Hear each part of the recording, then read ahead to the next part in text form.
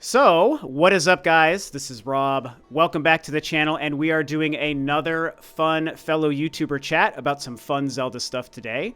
I am joined by my very good friend, one of my favorite YouTubers, and a super huge Zelda expert, AndresRestart. Andres, what's up, man? Thanks for being here. Yeah, man. No, thanks for having me. And thanks for the glowing praise. Yeah, I love Zelda and Nintendo, and I'm ready to talk about what we have to talk about today. And we have a lot of Zelda stuff to talk about. Of course, Andres' channel will be linked below. We've done plenty of these chats before, you know, you and I've been on your channel, you've been on my channel. It's always fun to get together and kind of do this stuff.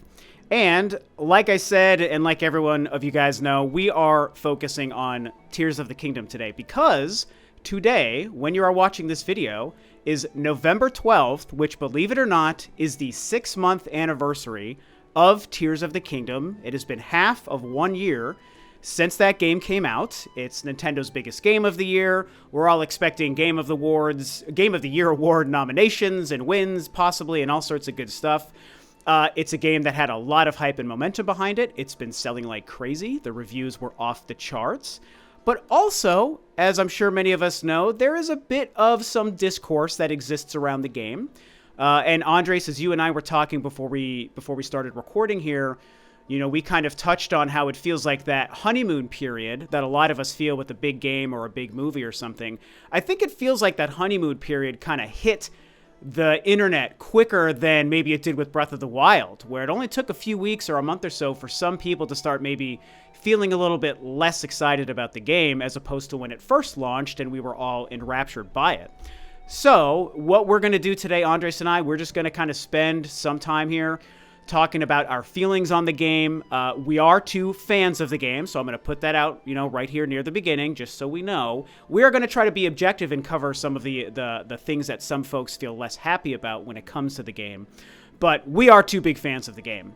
So we're going to discuss that. We're going to discuss the reception, the positives, the negatives, the naysayers, if there's any legitimacy to some of the complaints that some folks have.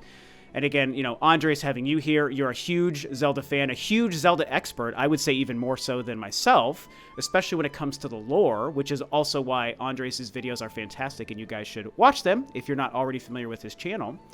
So with that long preamble out of the way, Andres, I'm going to kick it off to you here and just kind of, you know, start really simply.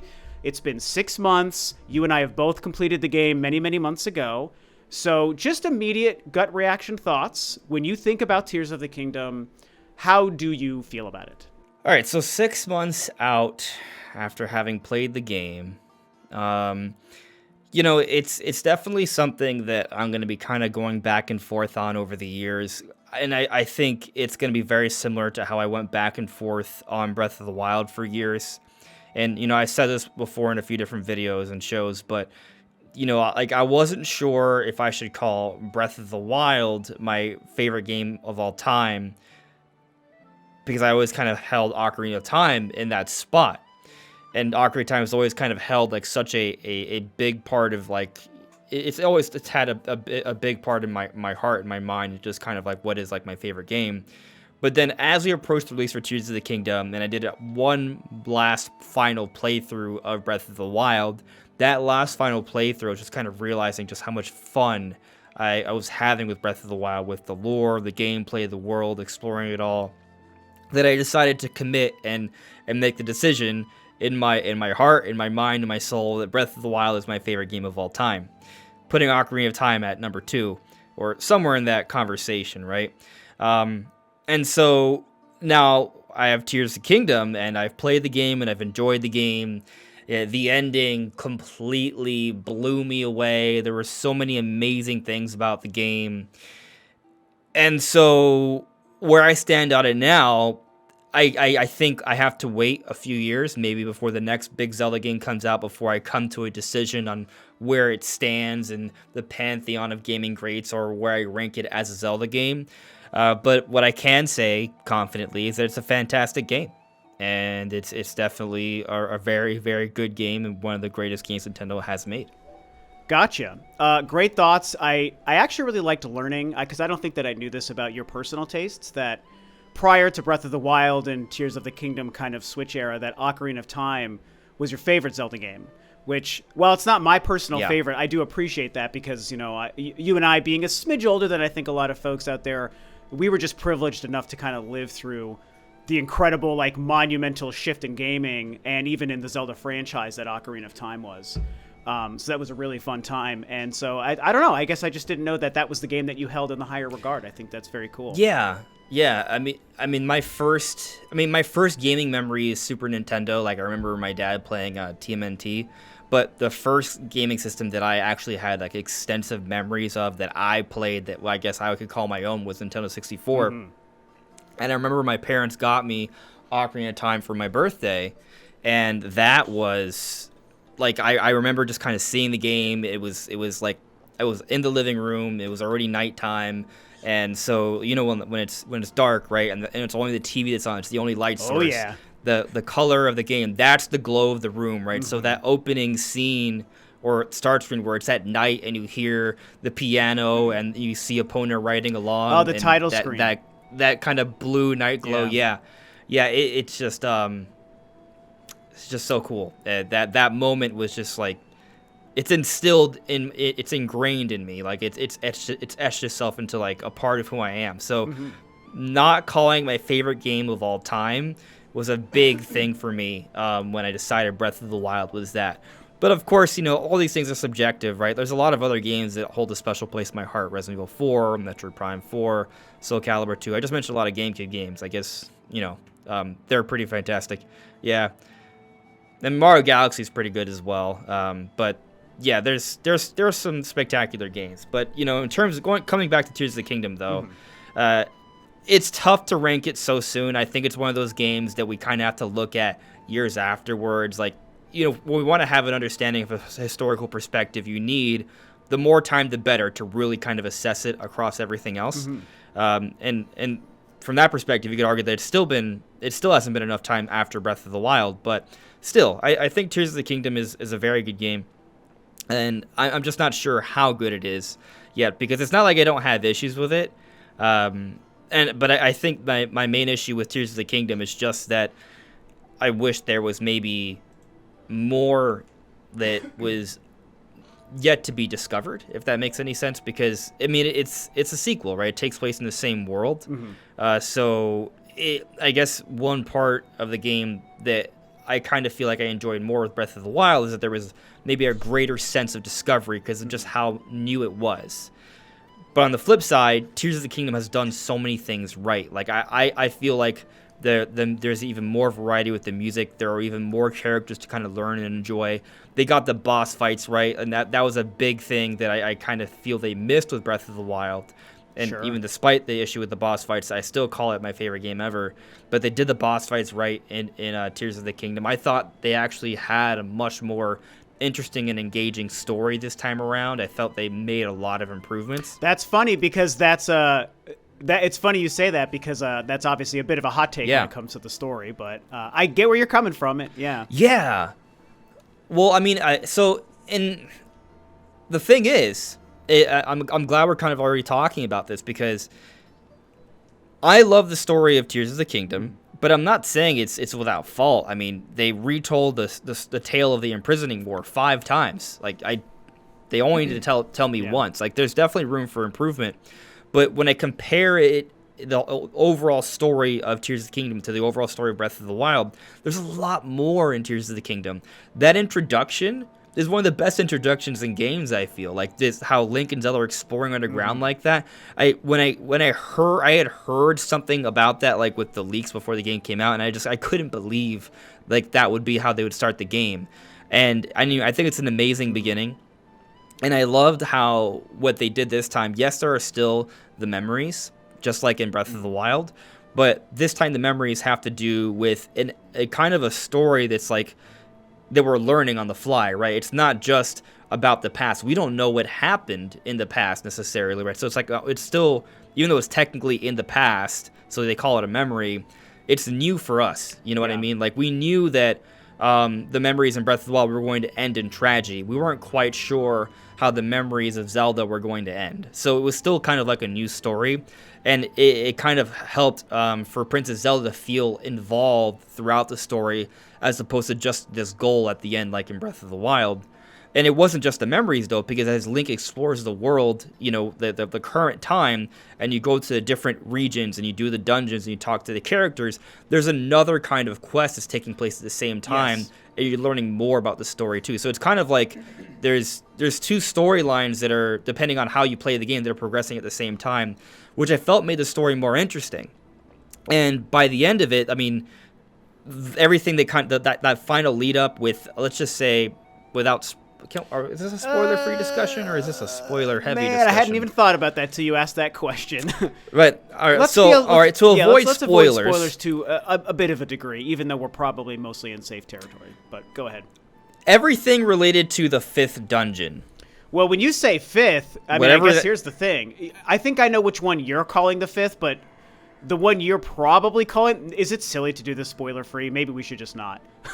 The only reason I say that is because the one you're calling the last, I think you're calling the last dungeon, is probably the one I found third. So maybe we should just do spoiler. I mean, it's your show. Yeah, let's just spoil it. I'll put that there's spoilers in the title. So because I feel like man. most people are going to watch us are kind of this is a kind of analyzing Tears of the Kingdom, right? Like critically. So I feel like we should just totally. I think we're in great shape, man. I'm not worried about it. It's my channel, and so I don't care. I say go for it. Okay. All right. So, cool. I got the green light. So green light. that entire segment with Minoru, I just completely butcher her name. Minoru? Minoru. Yeah, Minoru. Yeah. And also seeing Hyrule Castle and finally confronting Puppet Ganon, who was portraying himself as Princess Zelda, so you finally figure out why Zelda's off doing all these bad things, and seeing that was a great twist. Yeah, and then just kind of seeing like the expressions on her face and how she was beckoning to Link, like he was kind of like trying to use like her romantic or sexual appeal to kind of like fool him, which I thought was something. It wasn't really something I was prepared to see in a Zelda game, and having that kind of monologue that Ganondorf gave us there during that scene, having the Puppet Ganons with the gloom hands that would follow you throughout your adventure, then all the opening stuff, and then the flashbacks, all those different elements actually kind of help to build up Ganondorf until we have this final climactic series of battles at the end with also another really good monologue. They did something really right in Tears of the Kingdom that I thought they were really lacking in Breath of the Wild, and that was building up the final boss and having a story about him, learning about him. Who the threat is, 100%. Exactly. So it really helped for that end to be all the more satisfying, which I think Tears of the Kingdom has maybe the best end in Zelda. I'm sure there are some people might argue Wind Waker, which is a really good one. Ocarina of Time is a really good one.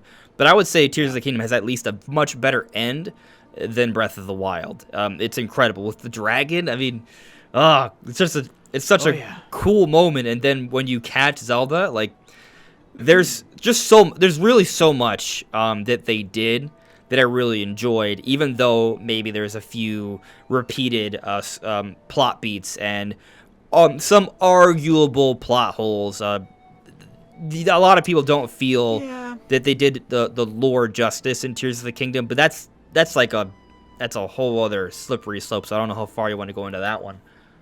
Yeah. Well, it's a good thing to bring up simply because it is, I think, for the super, super deep Zelda lore nuts, which I know you are and a lot of folks out there. And I'm pretty far down the rabbit hole, but I'm also very forgiving simply because of how I look at each individual Zelda game as its own thing, even if it is a sequel.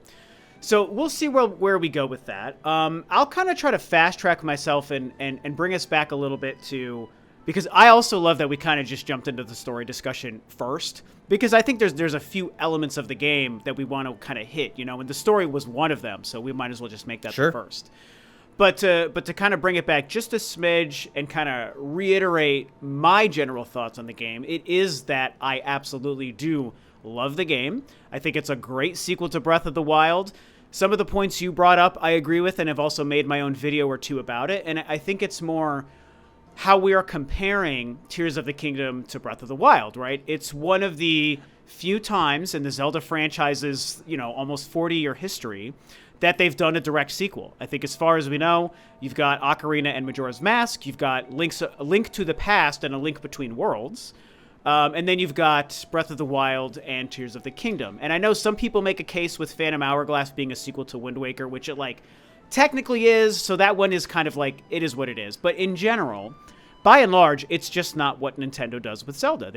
That's the reason the timeline is a broken, weird, confusing three-way mess, right? Because they'll go back in time for the next game, for the follow-up. Yeah, they do all that. Yeah, and I guess just speaking for myself, I just don't really care about that stuff. I do find it interesting to find the connections and stories, and I love the few games that are direct sequels, but when we do compare them, Breath of the Wild and Tears of the Kingdom, I'm personally of the mindset, and I think you were kind of agreeing with this and saying kind of the same thing, that Breath of the Wild is the game that was the innovator, and it was the game changer, and it was the progenitor of a new era and a new style of Zelda game for the first time in 20 some odd years. Basically for the first time since it went 3D, as far as I can see. And it's here's this, and it was so great, and just like you were mentioning, it introduced a new sense of discovery as you go throughout the world.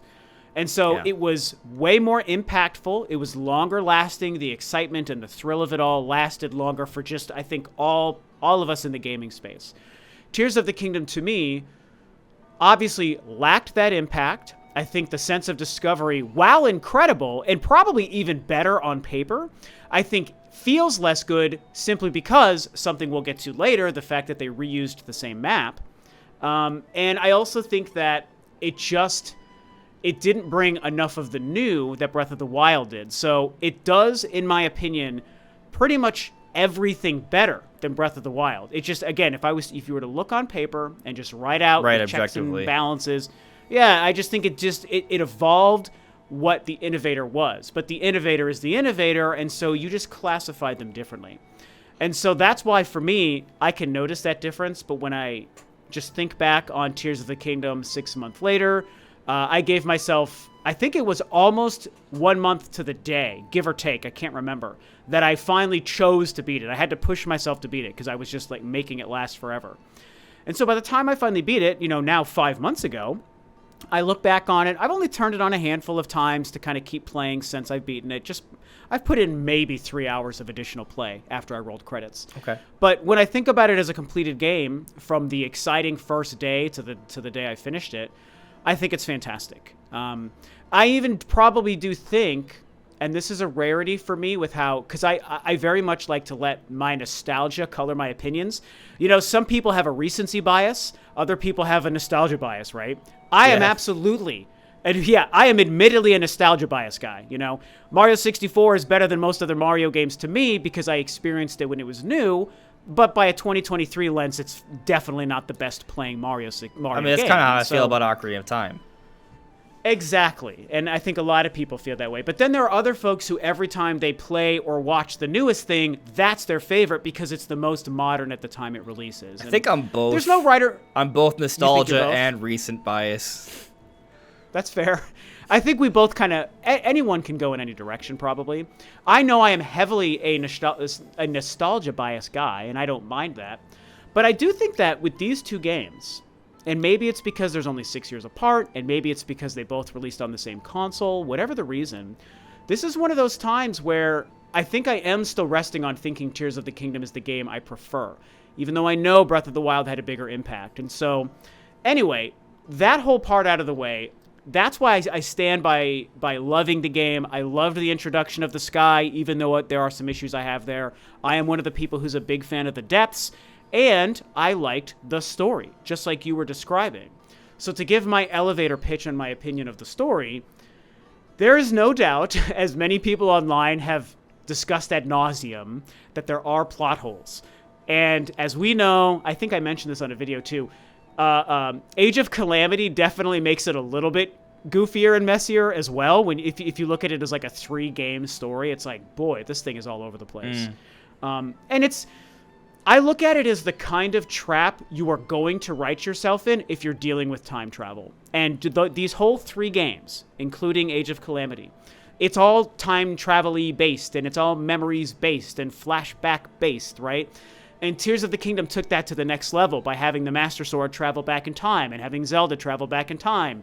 And right, so you ask yourself, where's the Master Sword of that time? Like, there's questions. Yeah, exactly. There are questions. And so I say that to say that the plot holes are there. Just like you said, you acknowledge the plot holes are there, and we know this. For me, I can both acknowledge plot holes and say, that's kind of dumb, it's too bad they made that mistake, but also say, if I just look at Tears of the Kingdom from a beginning to end game and Zelda story, I love the self-contained story in Tears of the Kingdom. And to your point as well, I'm so glad you mentioned it, the ending with Zelda and the dragon and the Master Sword being in her head and what the dragon's tears represented throughout the game, and you put that all together and it culminates in you catching her in midair. Chills, bro. I mean, I was like basically all but screaming on my couch when I was playing because I was so amazing, overwhelmed. It's incredible, man. And I think that so the problem is, and I think where some of people's issues come with, one is the plot holes, two is retelling the imprisoning war several times, like you said, and I think three is the fact that the general framing of the story is the same as Breath of the Wild. It was memories, it's dragon's tears, whatever it is, collect cutscenes throughout the world. That's how these two games worked. And I didn't mind it. I actually think it was better in Tears of the Kingdom. But I think some folks' complaint comes from that. But to wrap up my thoughts on the story and kind of pass it back to you, again, as a self-contained story, with the time travel and the Master Sword, Zelda, Dragon, all that, loved it. I liked the imprisoning of Ganon and Ganondorf. I thought the final battle with Ganondorf was great. I don't like that the champions of the past have those stupid helmets covering their faces. It's a minor complaint, but I just thought it was dumb. But outside of that, I just, the whole thing, I acknowledge the issues with the plot holes, but it all landed for me, and I think it was a good story for what it was in its own game. So if you want to kind of add any more to that. I mean, this is where it gets dangerous, right? Because we could have a podcast on each plot hole. We could. Yeah, and then I'll just say maybe this is where I kind of set myself up for the pitches and the forks, but I say plot holes with the air quotes. Not saying that there aren't. I guess it depends on how you define a plot hole, because I feel like plot holes can be filled. Is I guess the point I'm making here, because I think it comes down to what you make of it. For example, King Rauru and Queen Sonia, they make mention that Zelda they share a blood connection, which to me automatically confirms that they have a legacy, that they have children in some way, shape, or form. We just don't see those children, and some people view that as a plot hole. I don't view that as a plot hole. I just see that as a plot mystery. You know? Yeah, that's fine. That's fair. Now, there are other things, like that tie into mostly with the time travel, where it does get kind of messy. And admittedly, because I want to defend Tears of the Kingdom to the death, but admittedly, there are things about the story that, I mean, I've made different theory videos arguing from different perspectives on, where the past takes place and all. And there's arguments to be had on different sides. And so it does kind of come down to what you choose to kind of believe. It is what it is. But I'll also say that, is that any really different from prior Zeldas, though?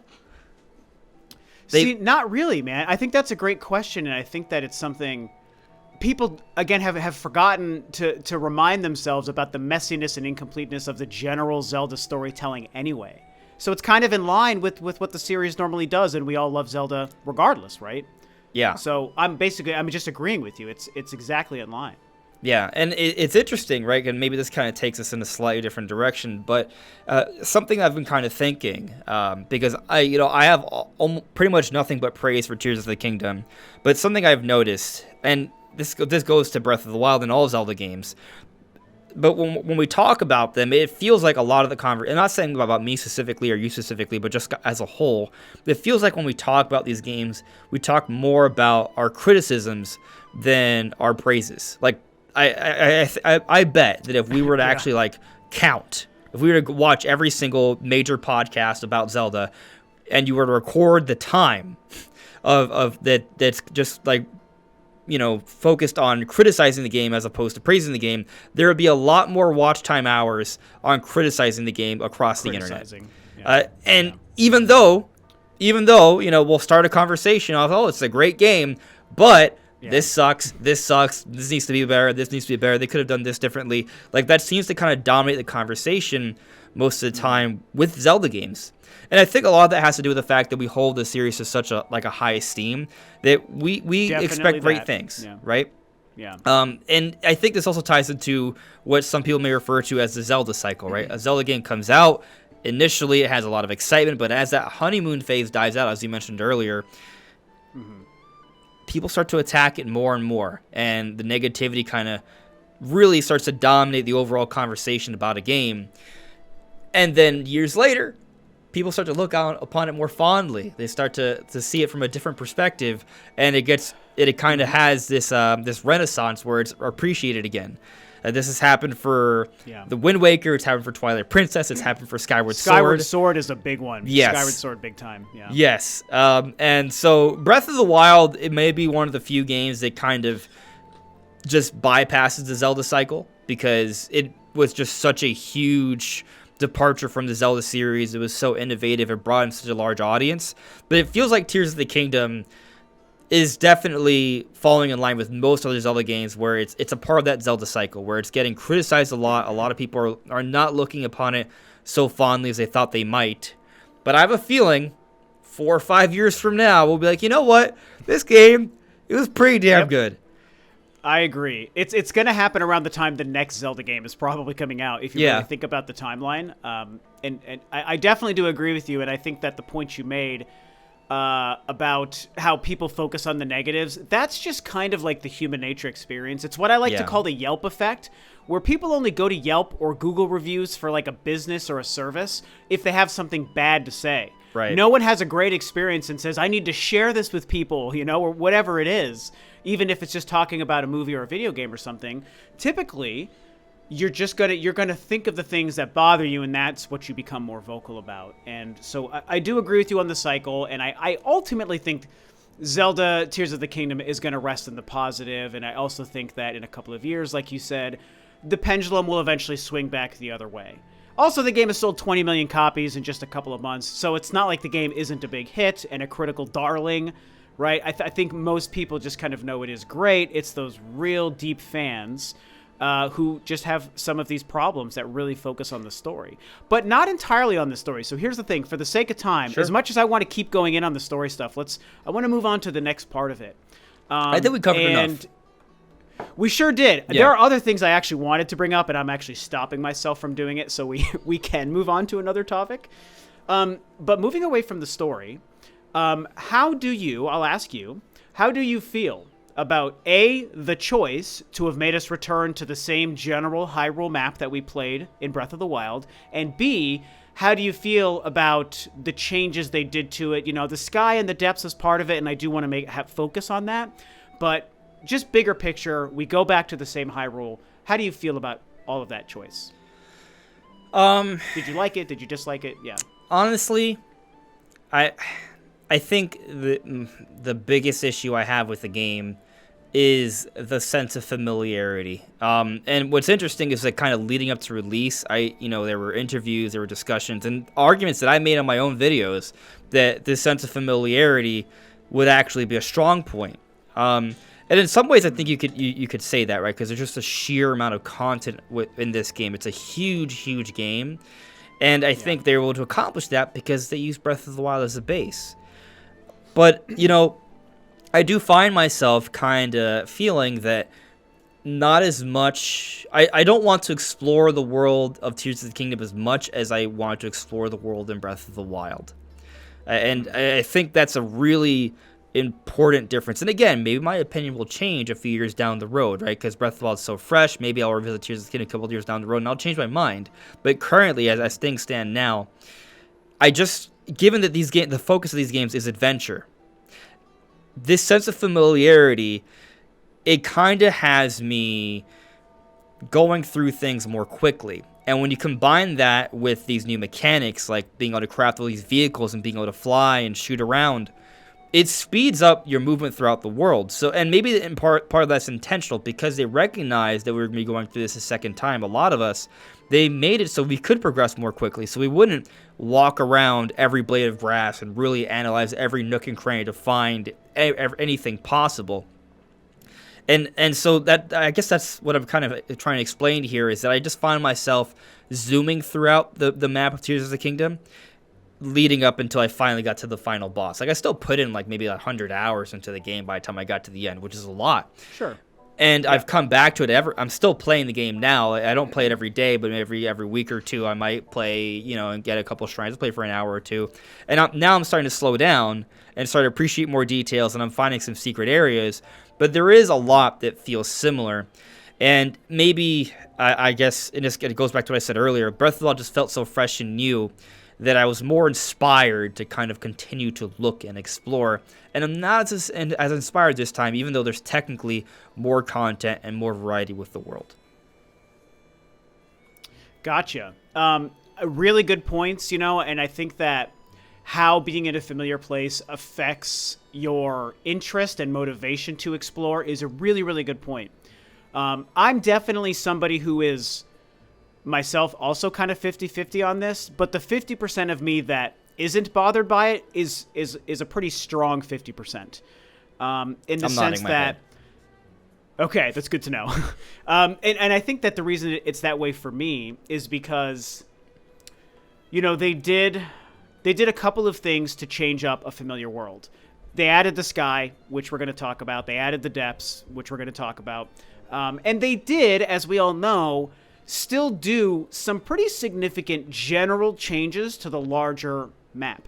I discussed on a video, I think on my last video last week about this, is when I had brought this up, that, some of the biggest landmarks are the same and in the same place, like Rito Village and Hateno Village, right? The quadrants are the same, right? Death Mountain is northeast, Gerudo Desert is southwest, and all that, so those landmarks and those things are the same. But they definitely changed the in-between quite significantly as far as I could tell. And more often than not, when I'm just around in the world and even finding horse stables, because I think there were stables that were different or in different spots. They moved some of them around. Also yeah, they must have. I'm pretty sure. So you feel the same. I was like, I think a lot of these are they definitely in different places. Okay. Yeah. So, those kinds of things helped me. And some of the new areas and just the general discovery really felt fresh to me, even though I otherwise know I'm in the same world. So there's no doubt that the more ideal solution would have been if they were to have said, hey, we're just going to go to a different area. Majora's Mask took us to Termina as a direct sequel. What if Tears of the Kingdom took us to some other different place and the story continued by explaining why Link had to go somewhere else? And they built a new map, but using the same mechanics and engine and graphic style and all that stuff. But the fact that they didn't do it, there's no escaping the fact that you're in a familiar place, and that brings with it just pros and cons by default. And I do have some element of me, when I think about going back to play it now that I've beaten it, I think one of the things that prevents me from doing it is simply knowing I'm going back to a Hyrule I've now spent like 500 hours in across 2 games. At this point, that's just kind of how I have to look at it. Please.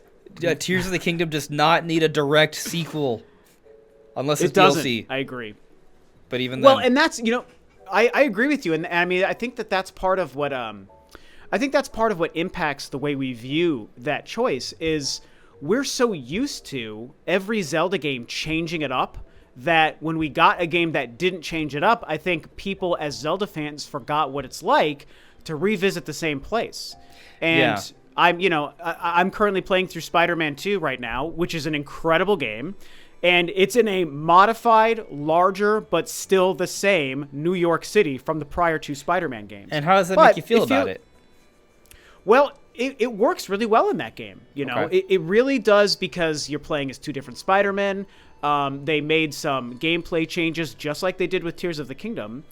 And it's not really bothering me in that game. I'm absolutely loving it. And the story is very, very good. But is that game about exploration? Not really, not the same way as Zelda is. And I think that probably makes a big difference. You're right. I will say Spider-Man, and this is to its benefit, is more about how you move around because it's so fun to be Spider-Man in a big city. But it's not about finding a secret really. I mean, there are things on top of buildings, but they're very obvious. Sure. And so it's not about uncovering secrets in the world, like Zelda. To your point, like a Zelda game is.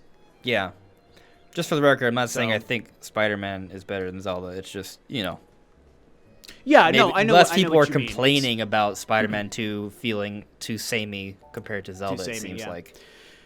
It's a worthwhile difference to point out. And so continuing to talk about the world, I think it's worth noting that, and you touched on this, they also added Ultra Hand and Fuse and Ascend. I right? love So the these abilities. things, yeah.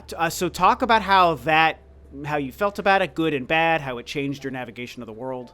So, do you I feel? have pretty much nothing but praise for the abilities. Like, you can say what you will about them reusing the same map and maybe not adding enough variety to the environments. Like, maybe they should have added more new areas.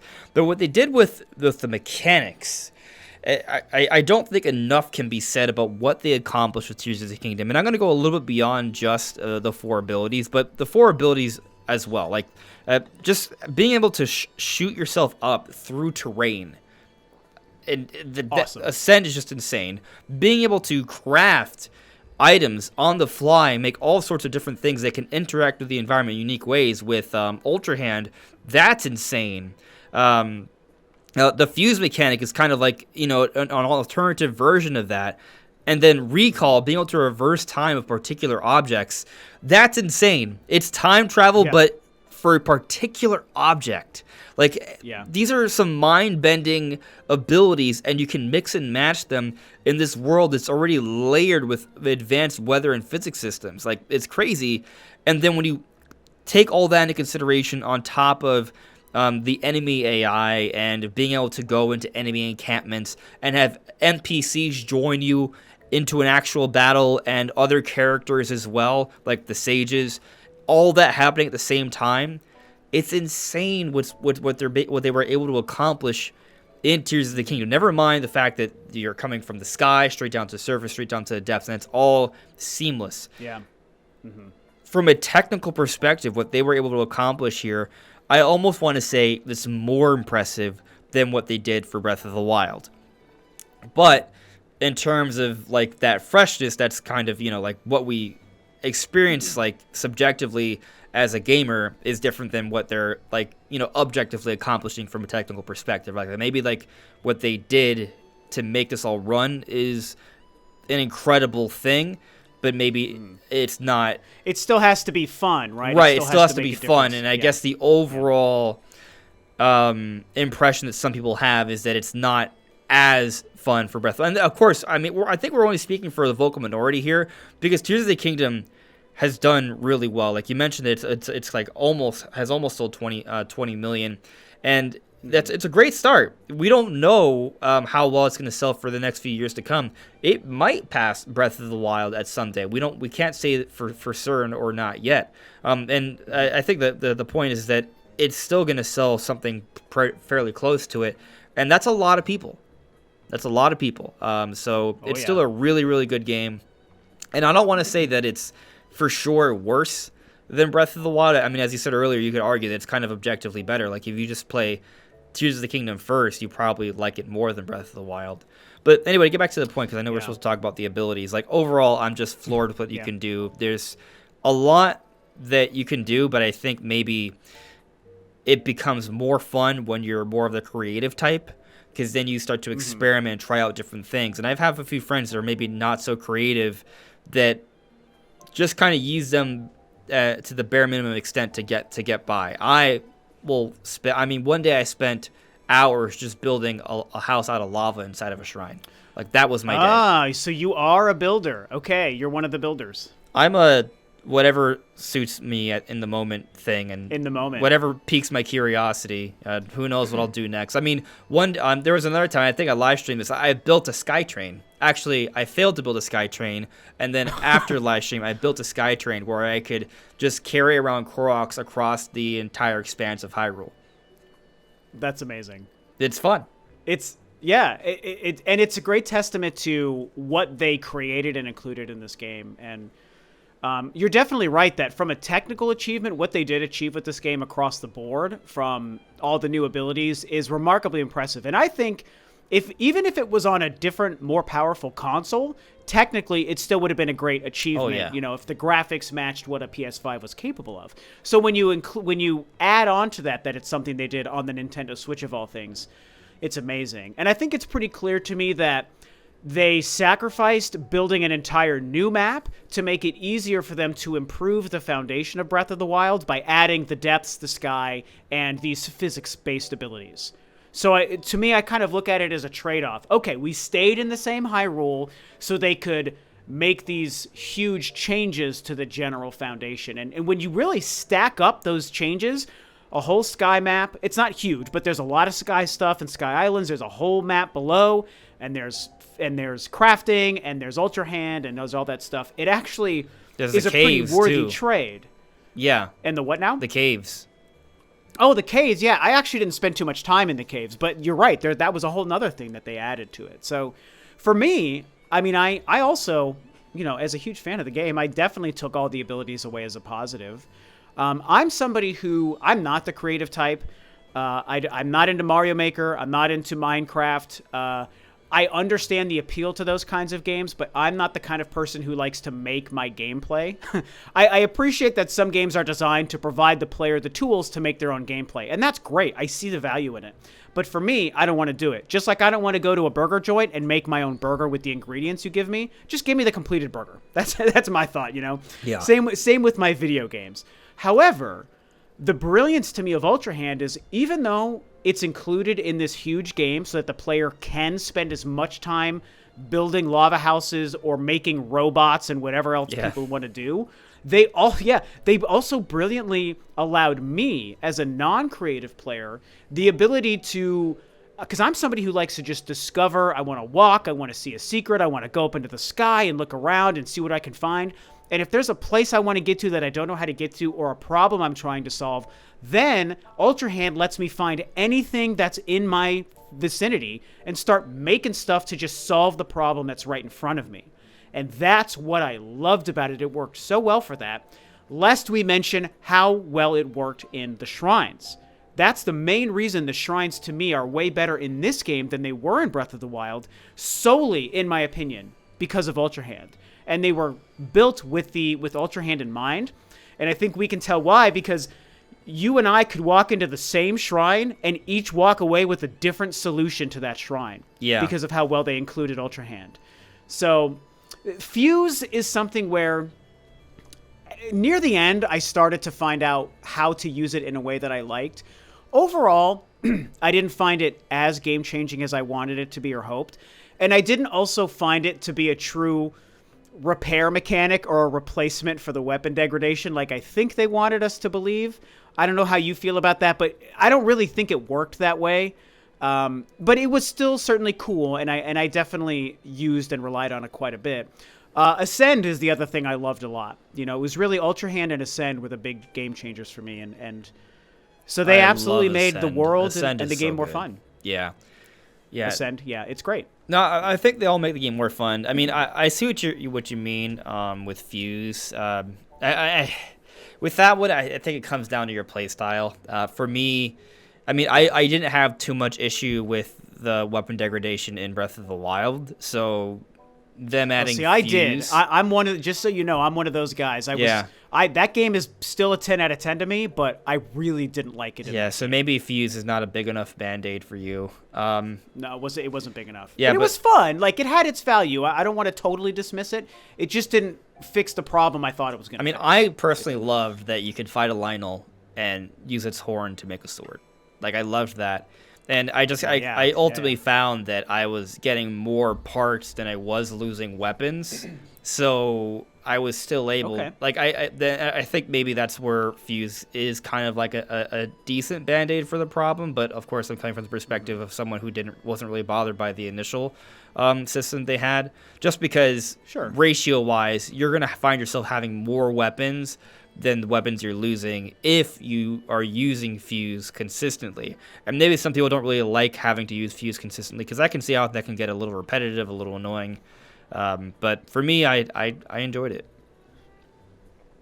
Fair enough. It definitely makes a lot of sense, and I think that before we move on to kind of the final topic here, I think you're right that one's takeaway from the degradation in Breath of the Wild will probably inform how they feel about Fuse. And I'm somebody who still liked it more than I didn't. And, you get far enough in the game and you make the case with the Lionel materials. Once you start getting strong enough materials to make and fuse weapons that actually are very strong and last a long time, that's when it gets better. So for me, the first half of the game, it wasn't doing much. But once I got to the back half and I was getting better stuff, then it started to be more valuable to me, and I started to enjoy it more. So yeah, that's kind of how I looked at that stuff. I so will to touch say, on the final, sorry, go ahead. I want to put this thought in there though. I really wanted there to be more enhancements to the combat, since we're kind of talking about Fuse, and Fuse is heavily tied to the combat. Like, Fuse really helped to kind of mix things up a little bit, but ultimately, you're still doing the same attack animations, just with more variety of weapons, which do create interesting scenarios. They can create smoke screens, and then you can sneak behind everyone's back and kill them. Or, like, there's a lot of really cool little effects you can do with Fuse. But I really kind of wish that they also enhanced, like, the actual combat mechanics, like, sword fighting and land stuff. Like, they just use the same exact stuff they had in Breath of the Wild, which I already kind of felt was a little limited. It's just something I would have wanted to see more of. Maybe I like Dark Souls too much or what have you. Or really, I just really liked Ocarina of Time, which Ocarina of Time, they actually had inspiration for the combat. Right? Like they looked at like samurai movies and stuff when making the combat for that game. And back in the day, that was a pretty decent combat system for the Nintendo 64 in 1998. And then you look at, like, say, for example, the parry mechanic in the Wind Waker, which had such a fluid, cool-looking animation, and then Twilight Princess with all the moves they added. Now, the problem with Twilight Princess is that I think the game was too easy, so you couldn't take full advantage of all the combat mechanics, but they had them in there. And then Skyward Sword gave you the ability to wave your sword around as one-to-one with your hand, which was also interesting. So Breath of the Wild and Tears of the Kingdom have kind of gone away from kind of like more detailed, hand-to-hand or sword-to-sword or axe, whatever, styles of combat. And I kind of hope in the future they build more on that in conjunction with everything else, because I think that would add another layer that would make things a lot more varied and more interesting for a lot more people. Yeah, great points, and that is something that I agree with you on, because I think that general action combat over the past 10 years, maybe even 15 years, has really just advanced beyond what Breath of the Wild is doing, or these two games are doing. Whether you're talking about stuff like Devil May Cry and Bayonetta, or you bring up Dark Souls, which I'm also a huge fan of, those kinds of games. There's a lot more skill and intricacy and options available to the player in action games nowadays. And I can still deal with it because everything else these two games do is so really fantastic as far as the world goes and the other gameplay. But I agree with you. The combat is still something I hope that they finally decide to take that to a new exciting level in whatever the next Zelda game is going to be. I think that's a great point. So to move us to our final topic here, so we don't spend 3 hours talking about this forever, gives me time to edit this thing. I want to finally touch on the thing that was the most exciting prospect to me going into the game, which is the sky and the Sky Islands, and also the depths, which is something that we all discovered after playing was confirmed to be what was rumored to be. No one really knew about the depths until we actually played the game to understand the scope of it. But the sky was really part of the big marketing. I think that was the thing that Nintendo was focusing on for the marketing and the hype and the previews, and they were really pushing that to the forefront of, this is the big thing that you're going to do in this game. You've got this, look at, Link is flying, he's on islands, he's skydiving down to Hyrule below, he's doing all this stuff, and it looks really cool, and I am a huge fan of it even in the final product. But there's a lot to, I think, discuss, when it comes to what they did with the sky and also the depths. So I'll ask you, how do you feel, having finished the game now, about what they did with the sky and the depths? Were you a fan or not a fan? What do you think? Yeah, so the depths I loved. The depths, especially like at first when you go in, it's all very dark. Like, to me, that was extremely exciting. It was challenging early on. And it's just kind of really cool to go into this large environment, and everything's so dark, but you can see like exotic like plant life, and you can hear things going on in the background. Like one of my first experiences with the depths, and I think this is semi-intended because I think it's the first area you're supposed to go down to. But when I went down there, I started exploring for a little bit, and I decided to venture off the beaten path, like, you know, because I think that there was an objective for you to follow one of the researchers down there. I think it was Robbie, actually, if I'm not mistaken. But I think he gave you the quest, but then you met someone else down there. Maybe. Isn't that right? I don't remember exactly, but something like that. You're trying to find someone. I found them, and then I kept going. And then I started to hear like these like kind of like really deep large thumps in the background, and eventually I realized that I chanced upon, in the darkness, so I could barely see anything, this giant monster, which I came to know as the Frox.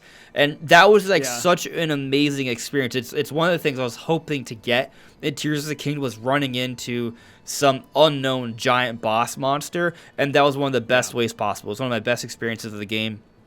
And so that was magical to me.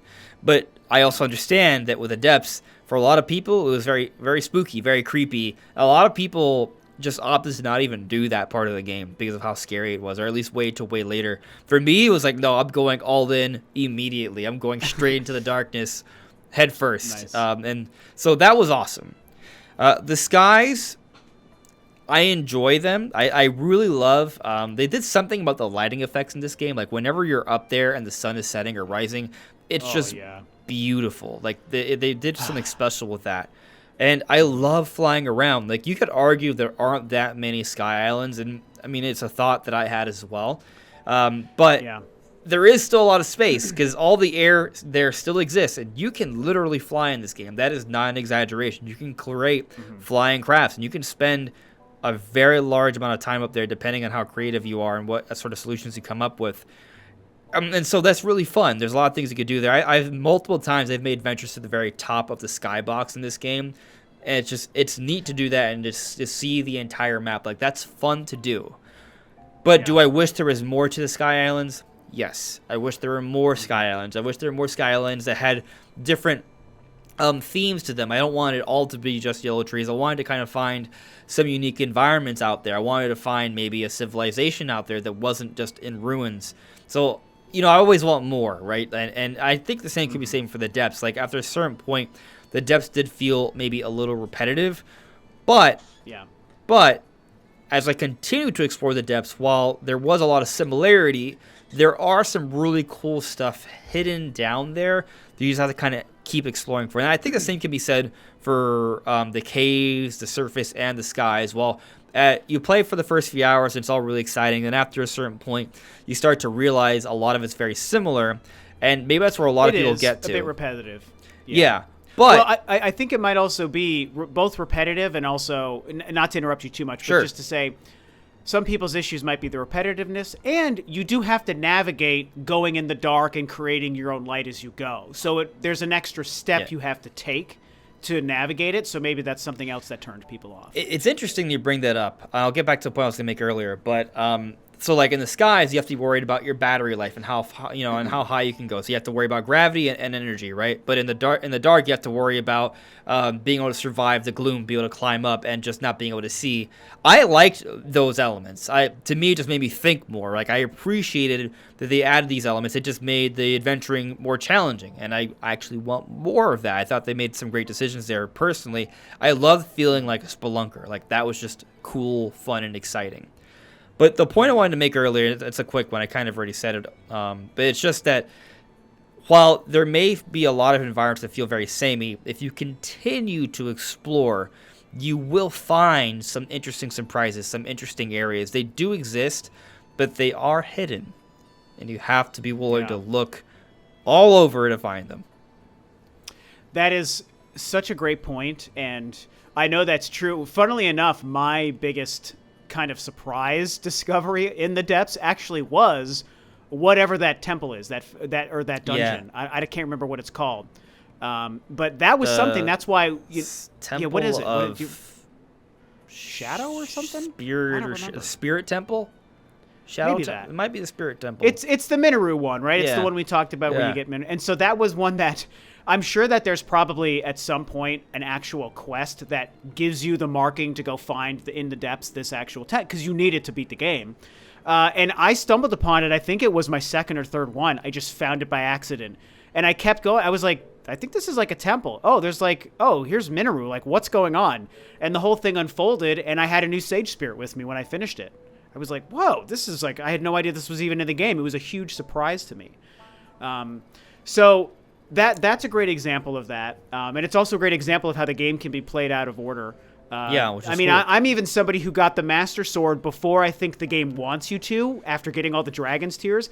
Like, my younger brother was shocked when when I told him I had the dragon, and I had no idea that the dragon thing was even coming. So I just, at some point, I maybe had 6 or 7 Dragon's Tears, and I don't know how it happened, but I had the quest that shows me the Master Sword seems like it's jumping around the map, and I just kind of went and then I found it.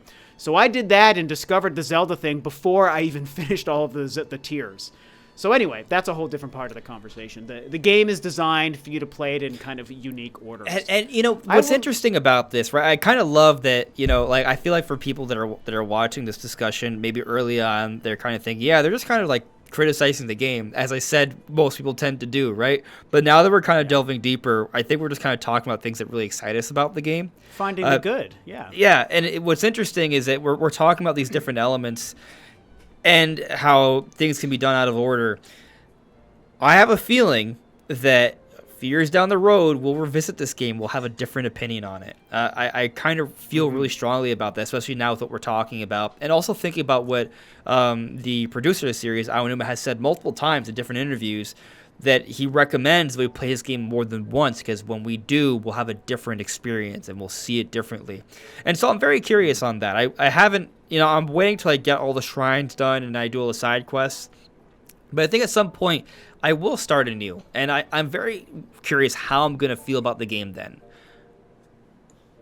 Yeah, it's a great point. And I actually also have thought about, because I never wanted to restart my Breath of the Wild playthrough. I'm like, because I also never totally finished it. I think I'm still missing like 3 shrines, and I have no freaking idea where they are in that game. Tough. Like, I'll never find them. I've tried for years, I never found them, and that's fine. I don't even mind that.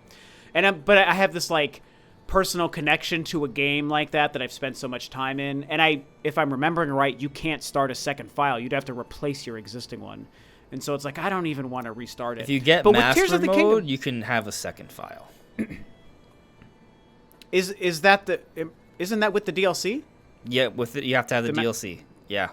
Well, I do have that, so because I've beaten all the DLC too. So maybe if you want to suffer through master mode, you can do a second file. Oh, I see. So only playing master mode is the only way to start it. Yeah, either that or use one of your other Nintendo accounts.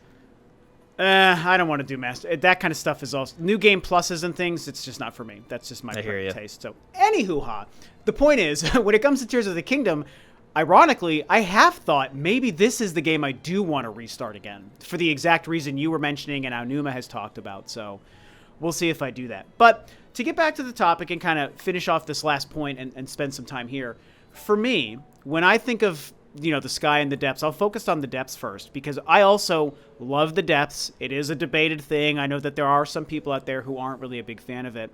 My fresh experiences, just like you were saying, my first experience was that same introduction where I think it is Robbie, whoever gives you a quest, and we all go down the same initial tunnel. And I've made this comparison in my videos before, where the first time I went down. And I'm not shooting down. I'm letting myself float down at the normal speed. I'm not trying to go fast. I'm not diving. And so I'm floating down, and it really is a far drop when you just float down slowly. I'm like, damn, I'm going so deep. It's getting so dark. And it also, I actually don't know if it was the first time or the second time. So now I might be getting it wrong. But I know the first time I go down there and I start to realize how huge the map is, that was exciting. And then whatever the first time this happened, you can maybe help me remember, where you kind of hear this horn as you're coming down. So you hear that? Epic. Dude, I thought to me, it feels like I'm in Isengard in The Lord of the Rings. And I'm diving down, and I'm going to see a bunch of Urukai. I said this on my last video. It's like I'm going to see a bunch of Urukai being created by Saruman. And like I'm like in the Lord of the Rings, and that horn is just the most epic thing. And that's also tied to one of my other favorite depths experiences. You brought up the not the Minox, the Frox is what it's called, right? Yeah. Is that what it's called? Yeah. So my first experience with that was diving down a different hole that I found. And I'm just diving down, I'm just doing my thing. I'm like, oh, here's another entry down into the depths. It was like maybe the fourth one I had found. And it drops you right on top of one of those. It just appeared out of the dark below me. As, you know, the horn sounds, and all of a sudden I'm like, oh my God, there is a huge-ass monster right here. And it was just, I was terrified, but in a really exciting way. Yes. To just be like, I can't believe what this game is doing to me right now. This is so epic. So I had a similar mind-blowing, fun experience first coming across a Frox, whereas you came across it in the dark running around. I came across it from above as the horn sounds, not having any idea just that like was about a to appear movie. in front Like of me. imagine like someone falls down a chute and they just land on top of a giant monster. Like, oh, okay, I have to deal with this now. Here I am now, I guess. Yeah, it's it hilarious. was so cool. It was great. So you know, to wrap that up, long story short, I really like the depths. You know, it's as big as the map above. The light root seeds or whatever they're called, they match with shrines, and it was just, and there are things to find. I just loved it. The sky is the more important thing for me. And as I spent many months talking about in the build up to the game, I couldn't wait to explore the sky. I'm a huge fan of Skyward Sword. I loved the concept when it first was introduced in 2011 of flying through the sky and landing on islands and finding NPCs and towns and secrets and mini games and all these different things. Obviously, Skyward Sword was limited, but it was still very cool for what it was at the time. And so my vision for Tears of the Kingdom was they're going to take this to the next level in this game. And for the most part, I do love what it is. I do have some criticisms, though, or maybe not even criticisms more. I do feel like they missed an opportunity to realize it more fully. Part of me says I would have sacrificed the entirety of the depths to make the sky much more robust. And like you were saying, different environments in the Sky Islands and more things to explore and discover. I was picturing something that was going to have, you know, I would come across somebody who lived up there. Yeah, outside of the main, whatever that first huge one is. That would have been interesting. Oh, yeah. I thought I was going to find towns and NPCs and quests just up there and different environments, like you said. And just more volume, more real estate in the sky and the islands to walk across and to discover. And there was obviously a lot less of that. And another thing that is a little under-realized for me was the ability to navigate and traverse across the islands. When you really look at it, you're limited to 3 ways to get across the islands, the Sky Islands. One is warping up to a shrine you found up there. So, okay, that's fine. You just warp up and you're there. The other, but you have to find the shrine first, right? So there's that part of it. The other is the Skyview Towers. Now, I love the Skyview Towers, and it was a great way to not only open up the Hyrule map, but to give you access to the sky. I really, really think they nailed that. And then the third way, as we've already discussed, is the way that isn't interesting to me, which is leveling up your battery in your Zonai device and being really creative making flying vehicles. And that is probably my biggest negative, other than wishing there was more to discover in the sky, like huts and NPCs and other secrets, you know, is the fact that you have to use Ultra Hand to really create your ability to fly around. I think, as somebody who is a fan of Skyward Sword, I think that Skyward Sword almost did this better. Because, and I talked about this in my last video, Skyward Sword was like, here's a huge bird. Here's a Loftwing. It'll fly forever. You can just fly. You can fly up. You can fly down. You can do whatever you want. You can jump off and you can call your bird again. You know, here's your Loftwing. And you're not limited with your Loftwing in that game. And the fact that, I think the fact that they removed that unlimited flight in a game like Tears of the Kingdom with this huge sky environment that they did create and limited it only to make your own flying vehicles, and I hope you have enough battery power to take advantage of it. For big fans of Ultra Hand and people probably like you, I get the appeal, and I've seen some amazing videos and some amazing things people did. But because I'm not an Ultra Hand crafty guy, I really wish that there was a different element that they introduced to allow me to experience what was there. So that's kind of, but to finish on the positive, you brought this up as well. The environments, the vistas you have, whether you're looking out at islands in the distance, whether you're looking down at Hyrule map below and deciding where you're going to jump off, the fact that you can jump from a sky island in the sky all the way down into a portal into the depths in one shot. You can just go straight to the depths from the sky. That stuff is incredible to me. And when I am up there and I'm finding a puzzle, or I'm finding a shrine, or if I'm finding some place I want to get to and I maybe need to use Ultra Hand to get me from one small island to another one off in the distance, that stuff was great to me. And I just wanted that only dialed up to like 10. And I think they only brought it to about maybe 8 out of 10. And I wanted it to get to 10 out of 10, if that makes sense. Yeah. So that's my takeaway with the sky and the depths. Yeah. I mean, I guess for me, just in terms of the sky stuff, I discovered the air bike fairly quick. So once I learned how to make the air bike, once you get the air bike, a sky exploration kind of becomes all pretty easy. And part of me almost kind of wishes that I didn't discover the air bike, because it would have made exploring everything. I mean, you could use the air bike not just to explore the skies, but the depths as well. They can kind of zoom through everywhere with it. And it's fun. Yeah, that's what my brother said he did in the depths, which I thought was interesting. Yeah, it's fun to do that, but it definitely kind of speeds up movement. But, it's all by design. Like, a lot of these things are intended. Like, if you can play the game quickly, do it. Nintendo wants you to. But I also kind of understand what you mean. Sometimes having limitations makes things more interesting, right? Which is kind of why I kind of regret discovering the air bike, because had I not, how would I have figured out getting to those higher islands? How would I have figured out these different things? I would have had to think about it more, which might have been more fun for me personally. It's a great point. Yeah. It's a great point. Now, I do like the idea of just having a loft wing. I will say that, if you upgrade all the way, like, you can create something that's pretty much almost never ending. But it's definitely different. It's something you have to build up to, and it's not as elegant or as simple as a loft wing. Yeah, it's just different. And I totally agree with you. And I'm not personally like oblivious to the positives of relying on Ultra Hand and people creating stuff and upgrading your Zonai device. I get it for people who like that style.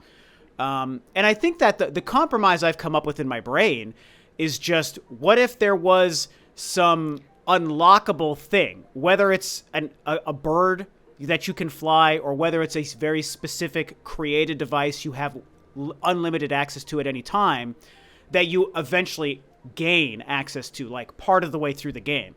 So you just, you rely on Ultra Hand and the other ways to navigate the sky for a period of time, but eventually you're going to get that one thing. And it's hopefully not going to be at the end of the game. I don't want it to be like the Light Suit Metroid Prime 2. I'm talking about something you can get in the first third to first half of the game. And now you've gotten the one thing that just has solved all your sky problems if you want to use it. So to me, that would have been the compromise, so that they still, they nudge you into being creative to navigate the sky for the first half or so of the game. But eventually you earn the right by finding whatever the thing would have been that says, now you've got unlimited flight. Go nuts. That to me would have been a perfect compromise. Something I can kind of see, or rather I hope they do in the future, is maybe find a way to balance the game a bit differently. Because just to be clear, both Breath of the Wild and Tears of the Kingdom are some of the more challenging Zelda games in history. Like, I think Definitely. Zelda had a huge problem with difficulty for, let's say, most of the 21st century. But more recently, I think they've done a better job, and I appreciate that. I'm really happy they've gone this direction. And but I also understand that they make the game for a large audience, right? So it's constructed in a way where people who don't want to face difficulty can find ways around it, but for those that pursue it, they will find it. I'm okay with that. But something that I kind of hope in the future they maybe adjust a bit is the difficulty curve. Because what happens is, I think most people find the game challenging at first, but then as you progress, kind of like, alluding to what you were talking about, at a certain point, things get easier. And I think that's great, because you you earn that moment. Like, you earn it when things start to feel easier, and it's fun to kind of just plow through everything. Like, that's great. I think It's like leveling up. It's like the idea of leveling up in an RPG. Sure. Or like, as I'm sure you're aware, given that you're the biggest Metroid fan in the world, maybe only second to me. Nah, I think we're both big Metroid fans. Hey, now. we're both big Metroid fans, but the point I'm making here is at the end of a Metroid game, something that the Metroid games tend to almost always do fantastic is that the entire game, it's a battle, it's a struggle, but then right at the end, you feel like this all-powerful being that can just blitz through everything, aside from maybe the final boss. And that's such a fantastic feeling. In Tears of the Kingdom and Breath of the Wild, you get to that point, but you get to that point way before the end of the game. I kind of hope in the future they find a way, maybe make it like a roller coaster, maybe give you moments where you feel super powerful, but then after a certain progression point, things amp up or something changes about the map that kind of brings you back to where you're at. And they've done that a little bit, like with where they kind of take off all your clothes and armor and you have to like do these shrines. But I've always felt like that they're fairly easy. Yeah. I think they need to do something a little bit more than that. But that's just kind of something I hope they do in the future. Yeah, I'm somebody, I don't really mind the way that they do it now, but I do see the point you're making, and I feel like the only way they could solve that, I'd be curious if you agree or disagree with this, but in my opinion, the only way they probably could solve that is by going back to a bit more of a linear path through the game.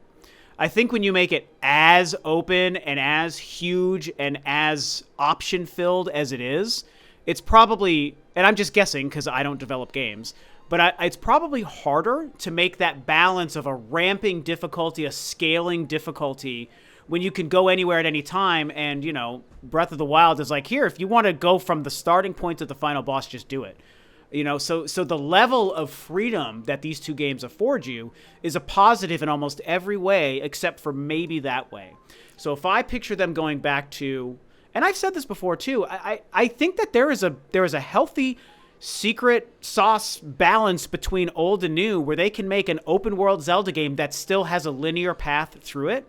And I think if they find a way to do that again in like the next game, that's where I think they can do probably your idea pretty easily and manage the scalability of the bosses and the temples and the puzzles and the enemies with how you have, where you're hitting certain checkpoints that are built into to Link's journey through the adventure.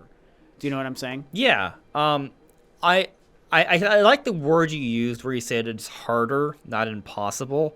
And so I'm leaning in the direction of still maintaining the open structure. I'm okay with some linear elements because I think that does facilitate strong storytelling. Like, for example, I wish they gave us the memories in a linear fashion. Like, maybe you could still find them out of order, but we get to experience them linearly. So yes, I said the same thing. I'm so sorry. I said the same thing when people complained about that. It's like the solution isn't they've got them placed and they pick the 12 places throughout the map the memories are. But I think that what Nintendo should have done is, instead of making each tier, each memory tied to the location you find it, it should be whatever one you find in any order, they still feed you the memories in a predetermined order. Do you know what I'm saying? Oh, I yes. think that's what you're saying. We're on the exact same page.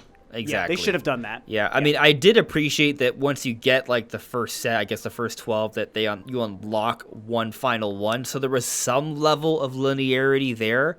I guess what I'm hoping for is that in the future they do find a little bit more of that balance, where maybe there's a lot of stuff that you do openly, but there are checkpoints that offer something that's a linear progression, like maybe a linear progression hidden within an open progression, if that makes any sense.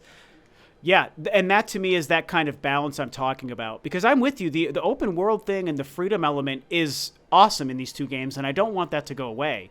But I do think your progression and the way the story is fed to you and maybe the temples you go through bring that into a more linear fashion, and that I think is your winning formula. Yeah, I mean, and I'm kind of thinking, like, imagine, like, you think of maybe Ocarina of Time in this perspective. Like, Ocarina of Time has, you could argue, 3 different phases. There's the child part, which is pretty easy to say, right? But then there's the first 3 medallions you collect, right? The forest, fire, water. And you can get fire. You can actually argue there's maybe 5 phases, but fire and water, I mean, can be done interchangeably, and spirit and shadow can be done interchangeably. But imagine if that was kind of how they handled an open world game. Like at first you can do these 3 out of order, but after a certain point the world changes. And when the world changes, you have more options. You, in the case of Ocarina of Time, you can become an adult. So imagine in a future open world game, you do 3 dungeons and something changes. Well, not necessarily time travel, but something changes. When that change occurs, everything kind of like resets. Like you start off the game where things are very hard, but by the end of the first phase, things are feeling easy. You're feeling all powerful. But once you reach that progression point, the world changes. Maybe something comes out of the surface, or there's a new enemy prowling, or there's new dungeons available, and you have a bit of a reset. Like, oh, I can't handle this quite now until you get closer to the end of that phase, and then so on. And maybe there's 3 or 4 phases, but until the end of the game. I love what you're saying, and I think that you have just stumbled upon one of the most incredible ideas that could have been crazy if this had happened this way. Nintendo. And we're going to have to probably wrap this up because we've been going for a while. Yeah. Say again? I'm just telling Nintendo to take notes. Yeah, take notes.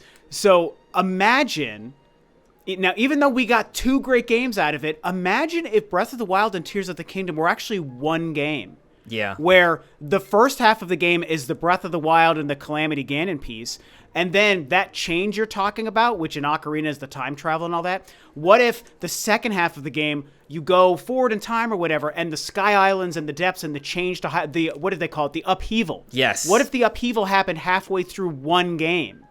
Right. And these 2 games had just been one game the whole time. That could have been actually really amazing. Yeah, it's kind of what I'm envisioning exactly. Like the upheaval would be kind of like that phase where the world goes through a shift. Like it's except it's two in this case 2 different games. But it's kind of funny you bring that up because I almost look at Breath of the Wild and Tears of the Kingdom as one giant game, which maybe is what makes it a little bit hard for me to kind of rank them. Yeah, I think that's a fair thing to say. I think. In a similar fashion, you could say, the Star Wars movies are like one movie, or the Lord of the Rings movies are even easier to say. They're like one movie, they're so cohesive. Stuff like they're so cohesive. And I think that with these 2 games, even more so than Ocarina and Majora, they feel like almost one game that's just split up over 6 years, and it's $160 to buy to get the whole experience. Exactly. Yeah, really incredible.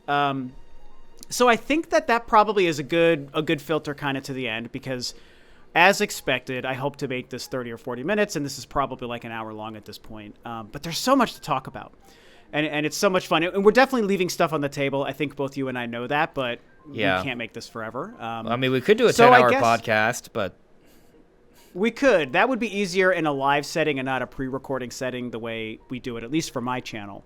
So maybe sometime in the future. But I will say, final thoughts, just, give kind of, a couple minutes here, wrapping up your general thoughts on Tears of the Kingdom 6 months later. We talked about a lot, but just kind of a final thought there. I think it's a fantastic game. I haven't played Baldur's Gate 3, so I don't know, but I hope it wins that Tears of the Kingdom wins Game of the Year. I kind of feel that a lot of the high expectations we have for Zelda has maybe kind of created a little bit more of a negative opinion that might be a bit misleading how most people feel, because that's a discussion that kind of happens a lot. They kind of like this discussion, like the first half of this discussion was very negative on Tears of the Kingdom, but the second half was very positive. And there's a lot of great things about this game. I think it did a lot of amazing things, right? There are some things that Nintendo did in this game that I think are better than any other, like the end of the game, the final boss fight. It was incredible. So I love the game. How much do I love the game? That's hard to say, but it's definitely a very special experience. Gotcha. Yeah, great points.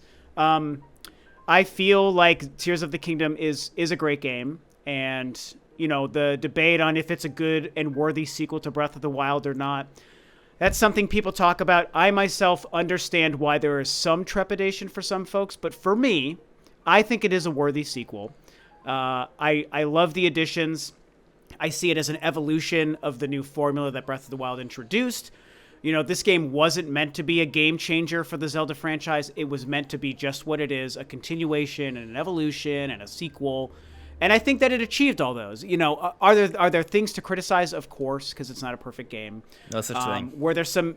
Yeah, right? There is no such thing. And were there missed opportunities? Sure. But I think that's true with almost every game we're going to play. So for me, it was worth the 6-year wait. I loved the game. I also, Metroid Prime Remastered notwithstanding, it's definitely my favorite game of the year. Tears of the Kingdom is. So, and this is in a year of so many phenomenal games. Pikmin And I 4, myself have Mario played Wonder, and that's just on Nintendo. so many. Yeah, not exact. Yeah, and I've played most of these games. I play on all three consoles. I love Starfield. I'm loving Spider-Man 2, Alan Wake 2, Resident Evil 4 remake. Along with Mario Wonder, like you said, Pikmin 4. It's an incredible year Future of video Redeemed, games. Advance Wars. Oh yeah, the Xenoblade. I didn't even play that, but so good. I love Xenoblade Chronicles 3. Yeah, and I heard that was great too. So, yeah, I'd like to see it win Game of the Year when it comes to awards. Will it? I don't know. My money's probably on Baldur's Gate 3, even though I haven't played it. But that's okay. I think Tears of the Kingdom, it's what I wanted it to be, even though we have critiques, and so I'm very happy with it, and it just makes me excited for whatever the future is going to be, and, who knows when we're going to get the next main game. You and I talked before we started recording that we're hopefully going to see some kind of Zelda thing in the next year or two. Lots of rumors about a Zelda remake. Andres, you've been talking about it a lot on your channel recently, so that's a good reason for people to go and watch some of that stuff. Yeah. So who knows what we'll see from Zelda in the next year or two, but the next main game that follows up Tears of the Kingdom, probably 4 or 5 years away, and it's definitely going to be a next generation game, which becomes exciting. So we'll have to just kind of wait and see what that turns into, but we will wrap this up here. A very long, fun chat. Andres, thank you so much, man, for joining and for having this long Zelda chat with me. I will remind everyone that, of course, your channel's linked below. I'm sure a lot of my followers know you as well. So thank you for being here. If you want to say goodbye to the folks.